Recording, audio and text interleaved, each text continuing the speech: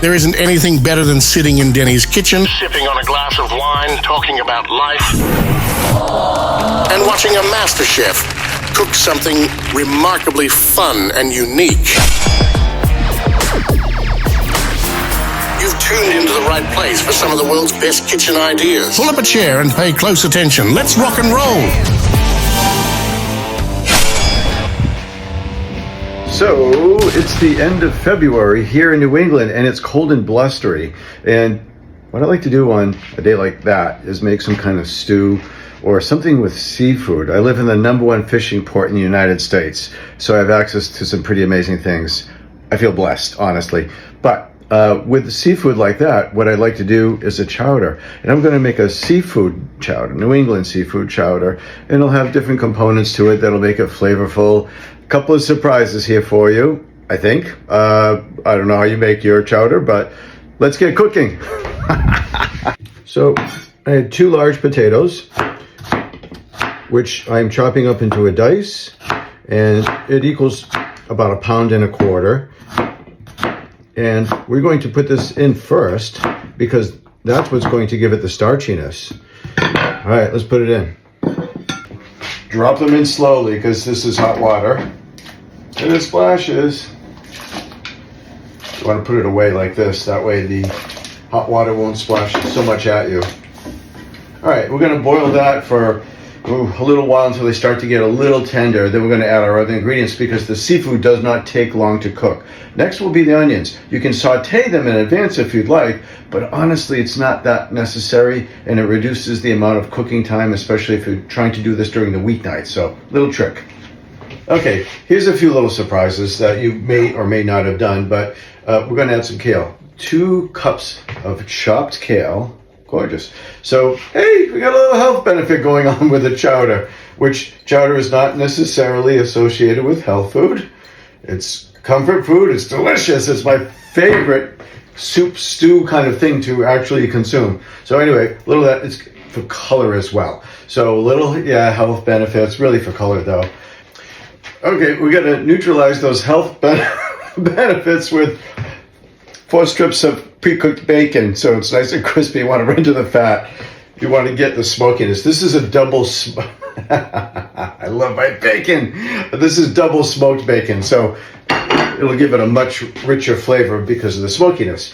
Okay, here is the ultimate secret. I don't know if I should tell you guys. No, I'm not going to. Fine. Okay.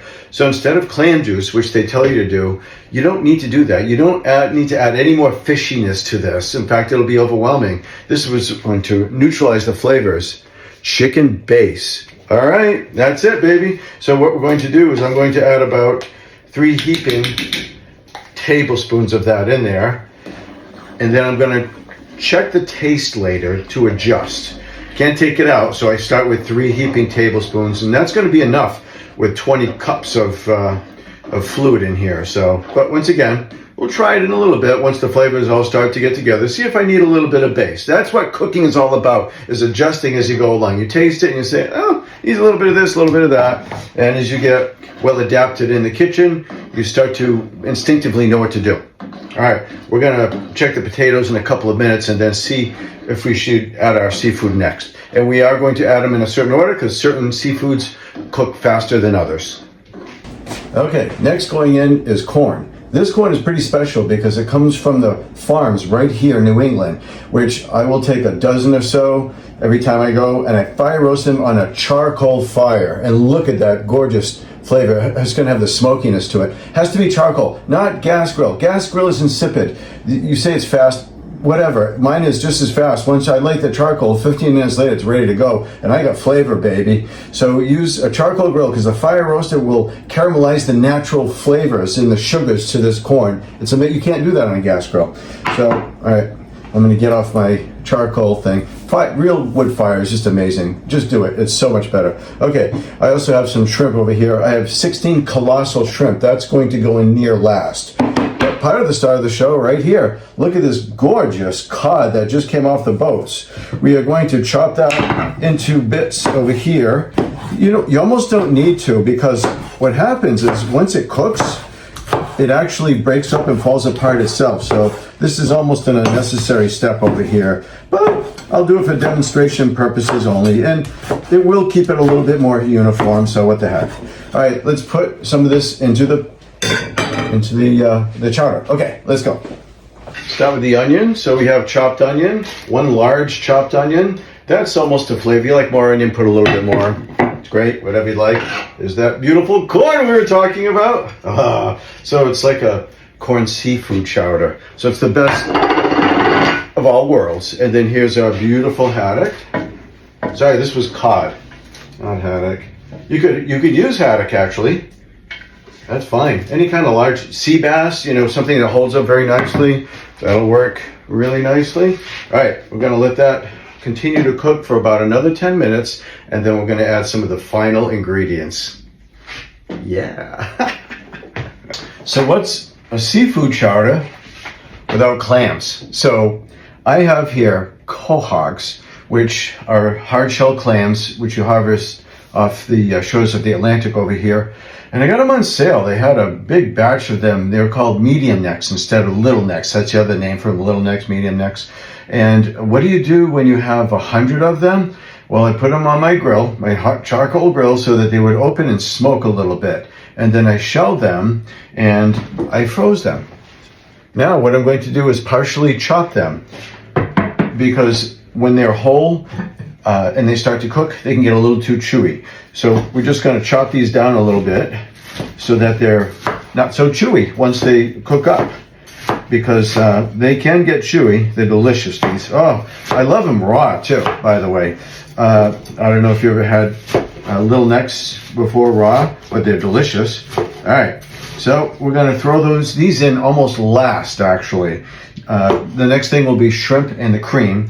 And then I have a little thickening agent, which is going to surprise you. I know you can make a roux and a few other things, there's arrowroot, but this is different, and it gives it a totally different flavor. Okay.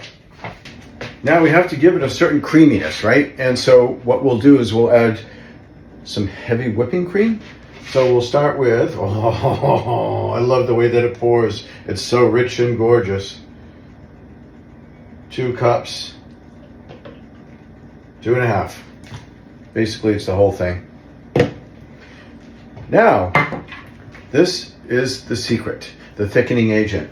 It gives it a butteriness, and it gives it a nice thickness to it. And what is it? It's potato flakes. So it's instant potato flakes. So I'm going to put 1 cup in here and stir it up, and I'm going to give that about another 10 minutes or so to see how it's doing. Now, every batch seems to be a little different, so you have to adjust. Once again, this is your cooking abilities in the kitchen. You have to check for yourself. So between the potatoes that I put in there first, which adds a certain starchiness, but that's not enough to thicken it. You have to thicken it with something additional. And so it's the instant potato flakes. Isn't that cool? All right, the last thing we're going to add is the shrimp, because that cooks pretty much instantly, a few minutes. And the clams I already fire roasted it, so they're partially cooked. So I only want to have that in there just a couple of minutes. It's looking really good, guys. The aroma, it's unbelievable. Use the word aroma, not smell, remember? Because smell is like, you don't want to go in there, it smells bad. But the aroma in this kitchen is magnificent. Come on over, have a cup. I think you'll enjoy it. The final steps, the shrimp. So 16 colossal shrimp. You can use jumbo shrimp. Just add 4 or 5 more. And then this is the 1 pound of the chopped clams. Now, most of you don't have access to stuff like this, I understand. You can just get the can of chopped clams. That's beautiful. There's no problem with that. So put that right in. Make sure it equals up to about 1 pound, though, of the chopped or the whole, baby clams that they have in the cans. Now, looking at this, I know that it needs a little bit more thickness. So I have 1 more cup of the instant mashed potatoes, the flakes, and that's going to do it. Now we're just going to let all these flavors marry, and I'm going to keep it uncovered so that it can actually not boil over, first of all, and evaporate a little bit, and you get a little bit more of a condensed flavor. So just give it a little bit of time, guys. We can add some fresh cracked pepper too. Let's do that now, in fact. You gotta have fresh cracked pepper. I'll put this on anything. And you know it has to be the fresh cracked pepper. Don't use the stuff that's already ground because it loses the flavor. The natural oils come out of the stuff that you freshly grind. So if you just use the stuff that's already been pre-ground, there's no natural oils. All you get is heat. There's no flavor. So this really looks amazing. Okay, let's give it another 20 minutes and then it's going to mature very nicely. I can't wait. Hello, gorgeous. Look at all that beautiful seafood in there. The shrimp, the cod, the clams. And then I do love how we added the chopped kale to 2 cups because it gives it a nice little color as well. But creamy, unctuous, delicious. And you can see the little flecks of fire roasted corn. That doesn't hurt. Almost time to eat, guys. And how about that pan, huh? Made in Italy.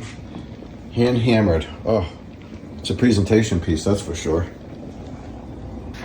My friends, it is time to eat the fruits of our labor.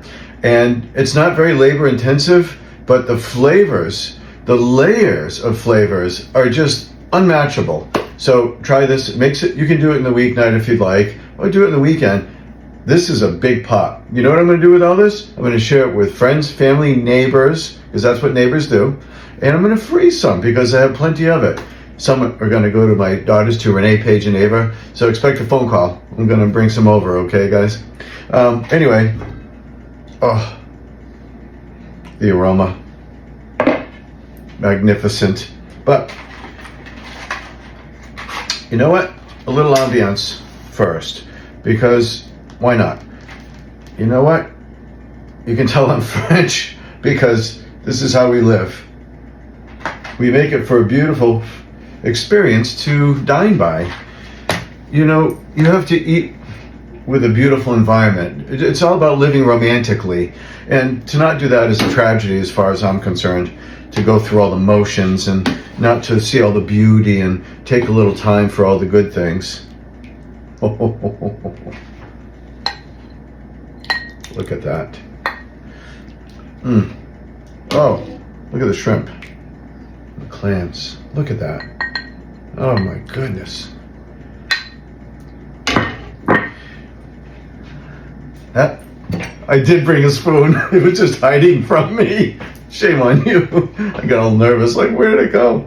A little fresh cracked pepper. Let's get it. It's right over here. Beautiful. This is pretty warm. I almost dropped it. My goodness gracious, I would have cried at that. I'm so excited. I almost threw it across the room. Oh, the moment of truth.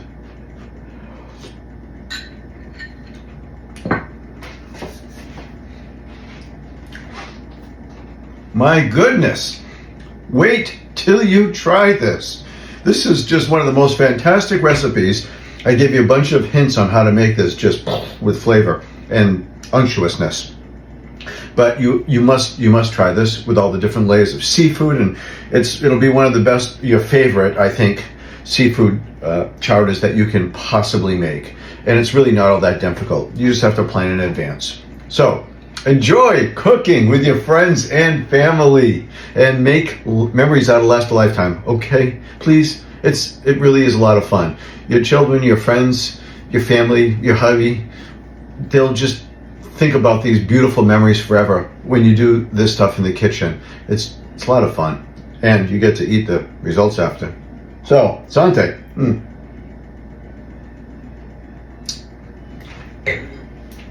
Time for a little more.